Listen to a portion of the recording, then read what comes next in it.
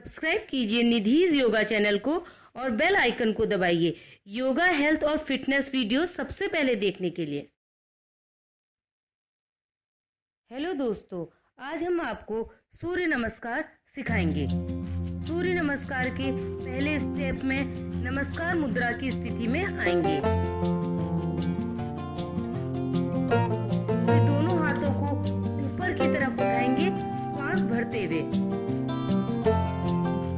और ऊपर देखने का प्रयास करेंगे। श्वास को छोड़ते हुए अपने हाथों से अपने पंजे को छूने का प्रयत्न करेंगे। श्वास को भरते हुए राइट पैर आगे, लेफ्ट पैर पीछे और ऊपर की तरफ देखने का प्रयास करेंगे।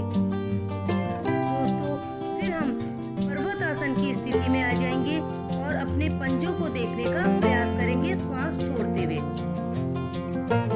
श्वास को भरते हुए हम नी, चेस्ट, चिन को भूमि से स्पर्श करेंगे।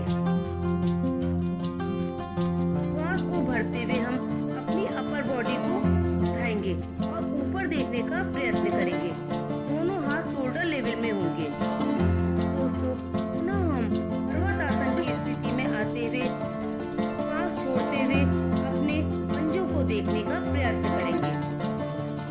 राइट पैर को आगे लाएंगे, लेफ्ट पैर को पीछे की ओर रखते हुए श्वास भरते हुए ऊपर देखने का प्रयत्न करेंगे।